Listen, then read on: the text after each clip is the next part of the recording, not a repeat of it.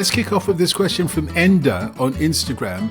With the Turkish referee betting scandal emerging, is José Mourinho vindicated, and what does it mean for refereeing in the Super League? Obviously, the reference is José Mourinho kicked off about the where and wherefores of the Turkish Football League before he departed from there, Andy, didn't he? Yeah, and while he was there as well, he spent a lot of time talking about the standard of refereeing. And I guess he was the first name that came to mind for many when this scandal broke, which is roughly a week ago. So the TFF, the Turkish Football Federation, did a probe which found that of 571 active referees, 371 of them had betting accounts and 152 of them were regular bettors. Now, there was variation in this, of course. So some of those 152 had single bets. One match official had 18,500 bets. I mean, maybe Lars can explain this to me, but I just don't understand how there's enough hours in the day for that to happen. Presumably, we're talking multi-device sort of efforts, much as when I'm watching football on a Sunday. But I think 8 of those were top flight referees. So this is just to put it into some sort of perspective. Now, I guess the point we have to make, well, firstly, this is extremely concerning. It's an absolute crisis for Turkish football. And the vice president of the TFF, Ibrahim Hajizmanoglu, who talked about this, has been in no doubt about how serious this is as well. He's talked about it and said, look, this is a moment where we don't have to just investigate the referees, but investigate the process, investigate the TFF, investigate ourselves, investigate me, because this is all part of it, because it goes into governance and selection of referees.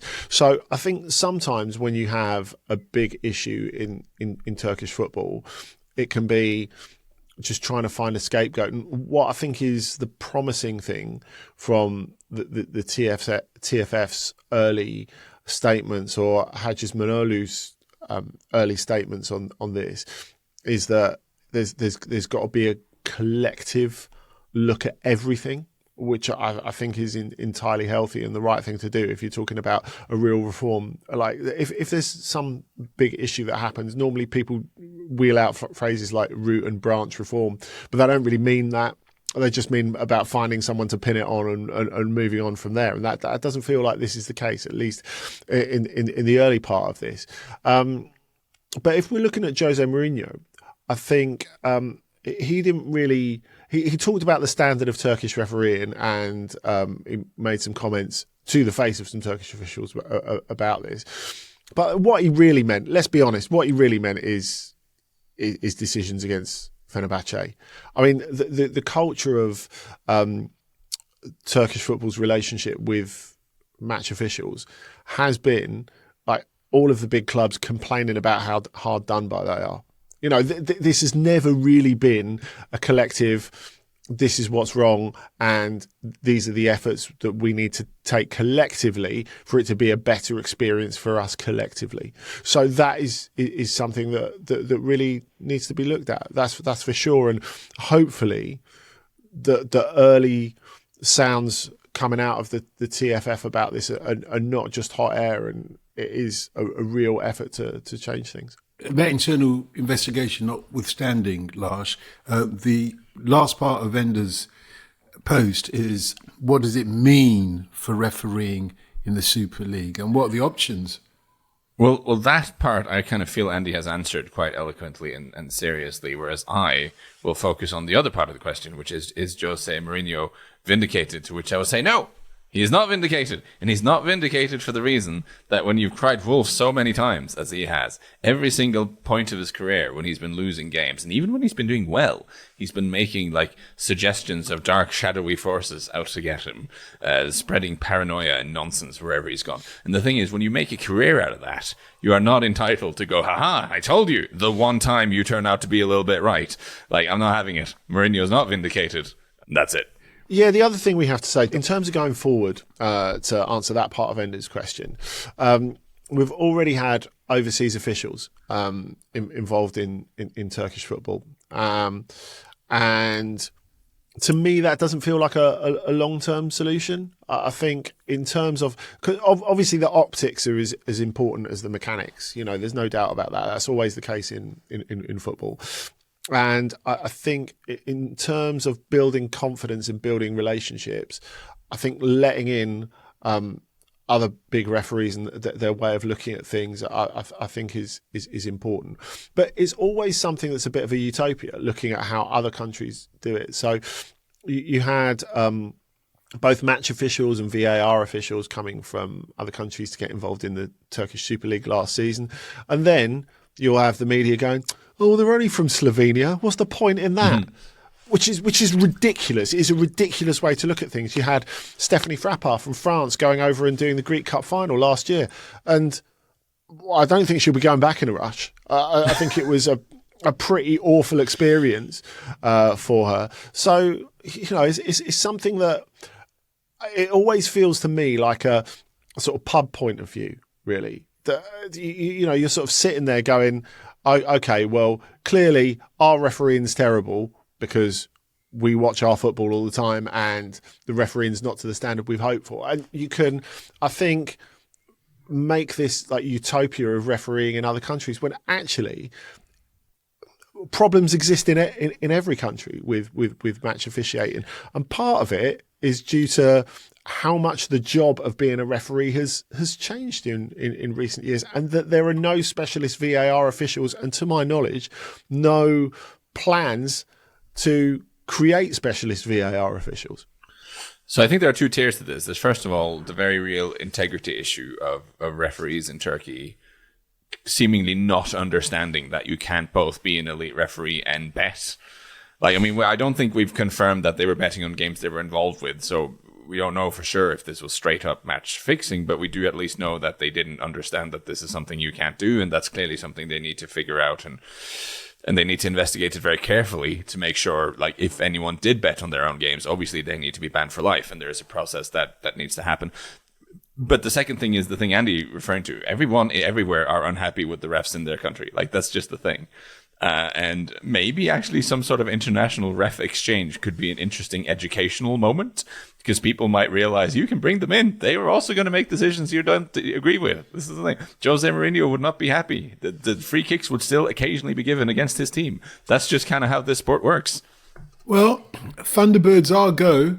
So, Paulie on email ask, and this one's made for you, geographically at least, Lars, I'd have thought. With 7 points in the Champions League, are Qarabag flying under the radar? I think they are, and I think this result against Chelsea, even though they didn't win, definitely was a result in a performance that made me think they might be for real, because, okay, they've caught attention by taking 6 points in their first two in the Champions League group stage. One of them was a really impressive turnaround against Benfica in Lisbon. Was it a turnaround or was it a collapse, Andy? It was a performance that got the manager sacked. I'm not taking anything away from Qarabag, but it's one of those results that whether it says something definitively about the team that won or about the team that lost is a little unclear. Then they beat FC Copenhagen at home in a game that was very even, was a bit of a game of two halves, except Copenhagen didn't take their chances. And okay, Qarabag and Copenhagen being at a kind of similar level is maybe what you'd expect. Then they lost Athletic Club. Okay, this happens. But now, against Chelsea, I thought they were good. I thought, okay, this is a Chelsea that has some injuries, and Joel Hato had a game he'll want to forget in defence there, and all this sort of stuff. But I thought they held their own really well. And one thing about Qarabag is that, European football has changed in the sense that zipping around Europe is not a big hassle. It isn't actually much harder for teams playing away. Let's say an English team playing away in Munich compared to what it is from a team from London to go up to Newcastle. The travel time is not too different. It's culturally, you live in a bubble anyway. I will say this, Qarabag away is a bit of an experience. If you're flying from England, as Chelsea will have done, it's a 5-hour flight, which isn't nothing. And then you add in the winter half of the year, because they don't do daylight savings time, So instead of being a 3-hour time difference, as it would be in the summer, in the winter it's a 4-hour time difference. So a 5-hour flight with a 4-hour time difference, that kind of screws up your day a little bit, because you fly. Let's say they fly. I think they flew out at like 1 or something. So that's 5. Whenever they fly, it's a 5-hour flight, and then you add another 4, and then suddenly it's in the evening, and your day has just completely gone. So and culturally, like I've been to Baku fairly recently. It is one of those. It's technically they're in European competitions, but you're not in Europe anymore. Like when you're walking around downtown Baku, like culturally, this is very, very different. So it is a real experience, and I think it's really cool that we have them, and that we have Kairat from Almaty in the group stage as well. That these sort of teams that are very much on the fringes of European football geographically, and also you'd say culturally and in terms of relevance, that they're actually managing to get into the group stage of a Champions League. I think that is a real strength for the competition. And yeah, I don't think they're like they have a bit of money behind them, but you wouldn't compare them to someone like Shakhtar, who were a very, very high-powered European outsider, minnow maybe, but they had real financial heft behind them and could bring in some really high-quality players from the Brazilian league, for instance. They're maybe not going to be a team of that kind of scale, but they will certainly be an away trip that no one's going to look forward to. Because they're good enough to hold their own, and because it is it is a bother to go there and come back during the midweek. Yeah, this question from Emma on YouTube, Andy. She could have said, well, it doesn't just rain, it purple rains, because she's asked Fiorentina.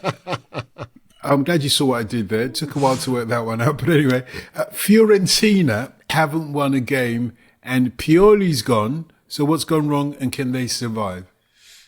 Well, a lot has gone wrong. And when you bear in mind that they spent, for them, not an insignificant amount in this summer's transfer window, and they brought back a coach who was really respected there, and it's still gone wrong, is a real concern. So bear in mind, in the last week, they have lost the sporting director, Daniele Prado, and then the coach himself, Pioli. I think that's super tough. I really like Stefano Pioli, and I think he'll get a good job elsewhere. It's such a shame that it hasn't worked for him this second time at Fiorentina. I think there are a couple of things at play. Firstly, of course, that they had a really difficult fixture list to come into the season. Most of those, if you think they've played Napoli, Roma, Milan, Inter, Como, who are like currently better than them, have also won at the Artemio Franchi this season as well. That hasn't really helped. That's been tough for them going into this season.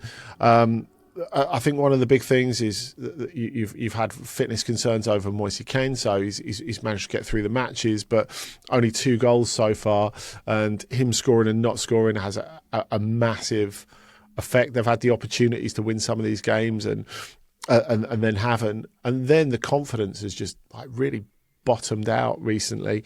The fact that Pioli, when it started to go wrong, obviously truly believing that he was the man to turn it around, like refused to go initially, I think was pretty tough as well, and that created an even more difficult climate at the club, because Prado went thinking, okay, maybe this will allow a little bit of latitude for Stefano Pioli, and it didn't. I guess the thing you could say is, if they can replace him quickly, and at the time of recording, Paolo Vagnoli is the favourite to get the job. I think it's really difficult, because they have a set of games coming up that you think they should be able to get something out of. Like there are tough ones in there, but they've got Genoa next, they've got Sassuolo to come. Games where you think they should be able to get a point. But this is not a squad that is built to fight relegation. So they are properly in it now. You know, there's nearly a third of the season gone, and they've not won yet. So you can't be talking about, you know, oh, it'll be fine. They're not in a relegation fight. They legitimately are in a relegation fight. So it's going to be tough. Looking at this more from a cold, hard statistical perspective, where I have sympathy with Pioli is that this team, I mean, Their XG created, we're going deep into the nerdery here now, but they've actually created the 7th highest XG number in Serie A so far this season. So this is not a team that's like completely misfiring. They're creating a reasonable amount of chances, but they're not putting them away. And this is why you look at Moise Kean, who's got 2 goals in 10, and he's kind of been brought in to be their focal point up front. So if he's not firing, you fall back on, the main fallback is Edin Dzeko, who's 39 and has no goals so far this season. So this is a team that is actually creating some chances. They're just not converting them. And their numbers suggest, their sort of XG, their defense hasn't been working well at all, but their XG differences as well, there's more mid-table than rock bottom as they are. So I think they've been a little bit unfortunate with just bad finishing. And okay, this is something the owner will know better than any of us because he'll know what they're doing day to day on the training ground or whatever. I am a little bit surprised that based on the numbers they've put up so far, that the owner decides to just completely pull the plug and just both fire the sporting director and the manager. Because that's like total reset, total disaster. Everything is bad. We need to start from the beginning. And I'm not actually sure the underlying numbers so far this season really support that decision. Maybe the number that matters to the owner is the 90 million euro that he spent in the summer transfer window. Yes, but also they brought in a lot of money. They sold Nico Gonzalez to Juventus. They sold Kayode to Brentford. So that number isn't a net number. That's sort of yes, they had a negative net spend, but only by like 20 million or something. It was a bit of a rebuild this summer, which again makes me think, okay, you've done a rebuild. The season hasn't started well. You are rock bottom. You've got no wins. But the numbers are kind of not completely disastrous, and you have players who are still finding their feet, and you have a main striker who's not firing. I don't know, man. I think the total pull the plug, get rid of everyone is a big call under those circumstances. Staying in Italy, because it's not just Fiorentina who aren't firing up front, Ian on Blue Sky asked, Roma looked sharp until the final third at San Siro. How can Gasperini fix their attacking issues? Well, it's like Lars was saying in the main show. They did create a lot, but I don't know. It sometimes felt as if Milan created the better chances in that game, even though I would say Roma deserved at least a draw from it. It's a huge problem. It's a huge problem for them because you look at the fact if they'd have won that game, they would have been top of the table. If they'd have drawn the game, they'd be joint top of the tables still with Napoli. But 10 goals in 10 games tells its own story. And really, I think this has got its roots in the summer. The fact that they were not that subtly trying to ship Artem Dovbyk, who, after the early promise of Evan Ferguson and the realisation that now he is a proper reclamation project and it's going to take time to get there. This is a player of potential, but not any more than a player of potential at the moment, even if that potential is pretty big. So there's been speculation that they would send him back to Brighton. We don't know if that's the case, but obviously he hasn't scored yet. And the fact that they've ended up having to lean on Dovbyk, even though it was clear that they didn't really want him and they were entertaining the possibility of a swap with Santi Jimenez and who's at Milan, and maybe that sort of more lithe striker is something that would suit them. Maybe that's something they'll revisit in January. The other thing is Eldar Shomurodov, who's been scoring a lot of goals for Başakşehir since going to the Turkish Super Lig. He may not have been anyone's idea of a starting Roma striker, but he picked up a lot of the slack last season and he scored some important goals in there as well. So you don't really have that. You have the injuries to Paulo Dybala, which means, of course, he got injured on the night. He had that penalty that would have been the equaliser, saved brilliantly by Mike Maignan. And just like Kevin De Bruyne going back a couple of weeks, he did his hamstring while he was taking it. So he's going to be out for a month. In the medium term, I love Dybala. He's one of my favourite players in European football. I think in terms of Roma being ready to go to the next stage, if it makes it more Matthias Süle's team, I don't think that's really such a bad thing. Süle is the guy who's going to lead Roma forward over the next few years. As much as Dybala is beloved and, you know, watching him is like a religious experience, I think in terms of Roma trying to get a bit younger, as they have been with El Ainoui coming in, and I think he's going to be great for them. He's got more of a foothold than the previous big player that came from France, Enzo Lefebvre, did. So I think that's important. The midfield's excellent.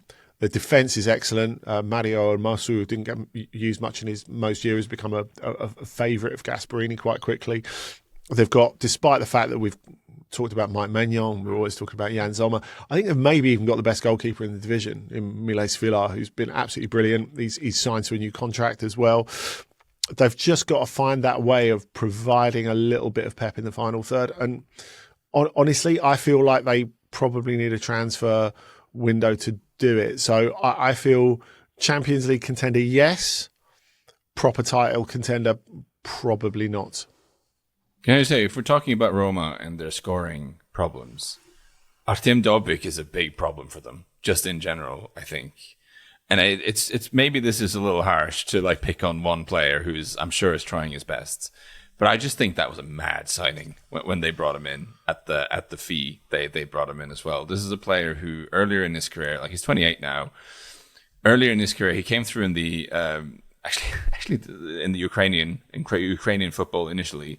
Then went to Denmark, where he couldn't really get in the team for FC Midtjylland in the Danish league, and went on loan to Sønderjyske and didn't do much there either, and ended up heading back to Ukraine, where he eventually had a kind of breakthrough playing for Dnipro. But he had his breakthrough in, I don't want to make light of this, but a season that was played like 2022, 2023, where of course, due to horrible circumstances, the entire season is played behind closed doors. And he has a great season, scores 24 goals, but in a very strange time for the Ukrainian league. And I'm very happy for him and for his family that he got a chance to play abroad, make good money, and get out of there. But when he then moves to Girona and has an incredible season in La Liga, scores 24 goals, but that's during that year when just everything goes right. Girona really catches lightning in a bottle and incredible things happen. I think dropping 38 million euros on him off the back of that career is a mad decision by Roma. Just absolutely unhinged behaviour. It's funny though, isn't it? Because like there's a real battle for him between them and Atletico Madrid. And Atletico wanted to go the full way for him and ended up getting Sorloth instead, which I think in terms of, like failing upwards, I think he's a pretty good example of that, because I like you, I assume like you, I rate Sorloth quite a bit higher. I agree. There's relatively little evidence on Dovbyk. I think he can score goals for them this season, but not quite in the sort of volume and not quite in the big matches that you would expect him to be able to.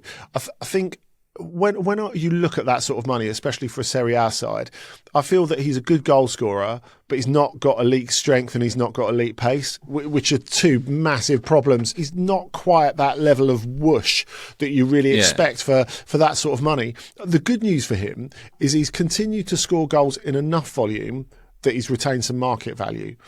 He's I guess, a minor disappointment rather than a total bust. So I think for them to get in that sort of position, that's why the Jimenez potential swap deal made sense, really, because he's been good enough for Milan, but he's not proved himself elite. I just feel the style of striker he is, if they can recondition Ferguson to a reasonable level, if they had Ferguson and Jimenez, I would feel a lot happier with that from a Roma perspective. Roma has actually created a smaller XG number in attack this season than Fiorentina, who are rock bottom and have just fired everyone. Now, we said, quality of chances, isn't it? Not just shots, but quality of shots, isn't it? Yeah.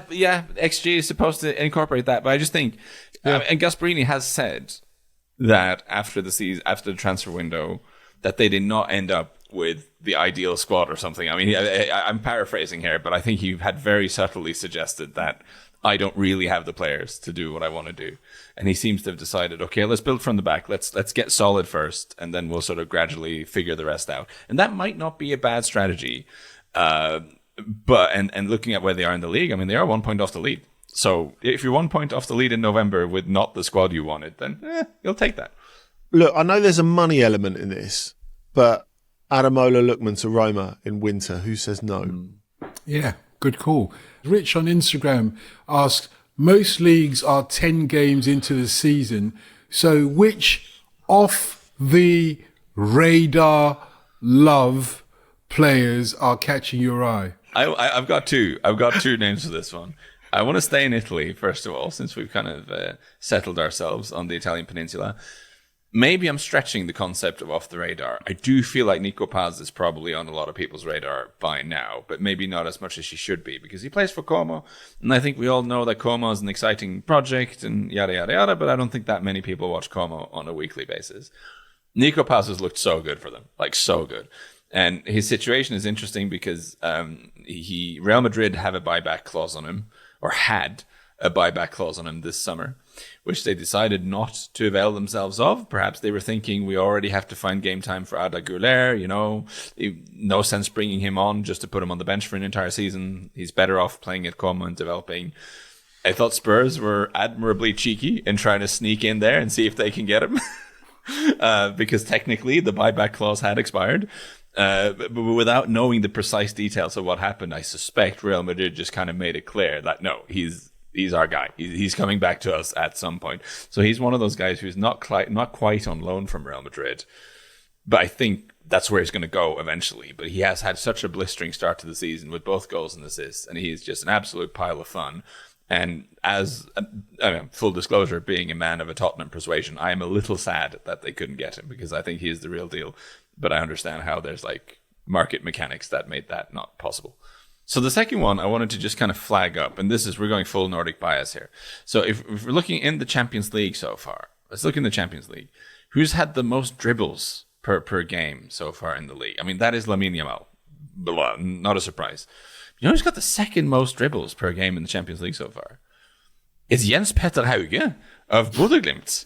Go on. Who is one of those players who I still think he has the talent. He's 26 now. Whether there's another big European move in it for him, I'm not entirely sure. So he kind of caught the eye at Bodø/Glimt when they were just starting to make their rise in Norway and qualifying for Europe. Played very well in the Champions League, I think it was a Europa League qualifier actually, against Milan. Caught the eye to the extent that Milan signed him, which is a real throwback to how scouting used to work. Like, you play a smaller team from a smaller country in Europe and they have one player who does really well and you just sign him. Like, this is what it used to be like. But Milan did that. And he never quite broke through at Milan, went on loan to Frankfurt where he got to play more. But he's one of those guys who's technical, but maybe wasn't, at least at that point, as tactically developed as you needed to be at that level. Tended to run down blind alleys a little bit. It has been suggested that he maybe didn't take tactical instructions as well as you have to at some of those teams. But he has the talent and he has the skill, and he's back at Bodø/Glimt now, and is very much, when you watch Bodø/Glimt games in Europe against bigger teams in the Champions League, he is the guy who more than anyone has the confidence to get on the ball and attack his fullback and go past his man, even if they're playing a huge name opponent. He has that kind of swagger to him. I do wonder if there's another move in it for him at some point, because he is, in terms of just his dribbling stats alone this season, he's averaging the second most dribbles in the entire Champions League stage so far per game. Yeah, Andy, what about for you? You don't have to go two, but players that caught your eye who are off the radar. Well, you know what? I'm tempted to go three, just to go one up. I'm going to go for two. I think that the first one, I don't know really if you can describe this guy as under the radar, because he's had a big performance in the Champions League already this season. Ismail Saibari of PSV, 24 now, never really considered as one of the next great hopes from the Eredivisie, but I think cometh the hour, cometh the man, because he's always been a good player. When Ruben van Bommel, Mark's son, started the season brilliantly at PSV and then picked up that ACL injury, you're thinking, oh, okay, with Luc de Jong having gone, with other injuries, how is this ultra-attacking team going to score goals? And Saibari just steps up and starts doing it. He's brilliant when PSV beat Napoli 6-2. He has a key part in that. And then the game after that, he scores. We talked about great hat-tricks in the main show yesterday with João Neves and his hat-trick against Toulouse. But imagine going to Feyenoord if you're a PSV player and scoring one of the best hat-tricks you've ever seen. It's a brilliant hat-trick. And he's scored further goals since then. He got a couple against Fortuna Sittard when they thrashed him last weekend. Saibari is looking the part. And just in case you wondered whether romance is dead in football, after the Feyenoord game, the headline in Football International said, PSV's next cash cow is here. Which is lovely, obviously. It warms the hearts of all of us, I'm sure. The other one, because I'm going for the underdogs, I'm going to go for Esteban Lepore in Rennes. Rennes have had quite a shaky start to the season. Lepore has got 8 in 10, which, given that he's had a struggle to get to the top, Lyon binned him because they thought he wasn't good enough after he came through their academy. You know, he came through with players like Maxence Caqueret. He's obviously of decent stock. Did well for Angers last season, who weren't great, and then was sold to Rennes at the start of the season. Thinks, okay, I'm at a big club now, and then probably looks around him, and in the words of famous words of Wayne Rooney, thinks, all these are crap, actually, because Rennes have had a really bad start to the season. That's my favourite Wayne Rooney quote, actually. Yeah, me too. And there are some good ones. But yeah, Lepore has really shown he's got the shoulders for it. And he got a hat-trick against Strasbourg last weekend. And if you look at the most recent players to have scored hat-tricks for Rennes, it's like Ousmane Dembélé, Martin Terrier, Arnaud Calimuendo. It's like proper like galaxy of stars. It was brilliant as well when he was giving his interview afterwards. Liam Rosignol walked past him, and as Lepore was speaking, he just walked up to him, put his hands around his throat, and started pretend throttling him, and then told him it was like one of the best performances he'd seen from a centre forward this season, which I thought was really nice. So he's someone who has come from quite a difficult place. His dad was a well-known footballer for Auxerre and sadly died a couple of years ago in a car crash as well. So he's had a rough time getting to this level, and he's absolutely making the most of it, despite the fact he can't control some of the elements around him. So it's ended up a 2-2 draw, 2 for Andy and 2 under the radar for Lars as well. And it's time, because we ain't done yet, for our game of the week. Each week we recommend a game for you to watch at the weekend, and just as importantly, we also suggest the food that you should be having with it. Andy, do you want to go first? What are you going for this week?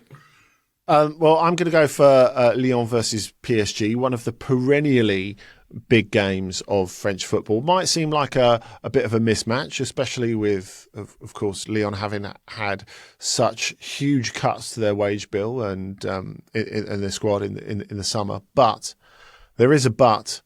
I think we have to go back to the game we started the main show with this week between PSG and Bayern, because PSG have suffered from injuries a lot this season, as we said. But we know for this game, there's no Ousmane Dembélé, and there's no Hakimi, and there's no Nuno Mendes. And, you know, we talked about the players they really can't miss. I don't see how either Hakimi or Nuno Mendes are even vaguely replaceable. So I think that it doesn't make Lyon favourites, but it makes this game really interesting to see how PSG are going to cope without such a lot of those major players with the fatigue they've got anyway. We talked about Roma earlier in this show, and you know their inability to concretise their football. I suppose you could say the same about Lyon with their lack of forward options. But now you've had Pavel Schultz come in as an attacking midfielder and bag some goals, sort of in a false nine position. So that might be an interesting option for them. See how that pans out. Really, really interested to see how this game goes. Now, I had a listener recently, Louis, get in contact with me about Andouillette, the love it or hate it pig's gut sausage from my attention, Andy. Yeah. And he said he was really grateful how I'd batted for Andouillette in the past. I think you can get nicer things in Lyon because it is the culinary capital of France, and it has been for the last 400 years. But Louis said to me how Andouillette was actually something that his parents had always hated. They bought it and left it in their glove box for quite a long time, which perhaps coloured why it hadn't worked out. But he had it recently and thanked us for the tip. So thank you for returning the Andouillette love. It needs to be the right moment, but when it is the right moment, it's worth it. Then again, you could just go for a steak. Lyon versus PSG, Sunday evening, 7:45. And what are you going for, Lars? Right, so I'm, listen, in this segment we have, over the years, brought you many, like, fascinating cultural games played in, like, destinations that you dream of going to. I'm going to do the complete opposite. We're going to go to El Plastico, the biannual match between Hoffenheim and Leipzig, which is just socio-culturally just a black hole, really. These are two, like, completely artificially constructed football clubs. But I'm going here just because on the pitch, if you can kind of forget all the foulness that a lot of people in Germany in particular have an issue with, RB Leipzig are kind of fun at the moment. They're the second best attacking team in the Bundesliga. They've got this thing going where they have the very exciting Norwegian winger Antonio Nusa on one flank, and they have the equally exciting, very young Ivorian Jan Diomande on the other flank. They've got two of the most dribbly wingers in the Bundesliga going for them. They're a really fun team. And listen, I have this sort of thing. I mean, actually, let me put you. This is. I don't intend to be mean, but this is just to illustrate a general point. Dotun, do you know where Hoffenheim are? Could you put Hoffenheim on the map? That's a difficult one. Yeah, no, I know, and that's the whole point. It's not to show you up. I don't think anyone who listens could. Even maybe some of the people who are from Hoffenheim. Like, it's just kind of, but where it is, it's right between sort of Stuttgart and Frankfurt.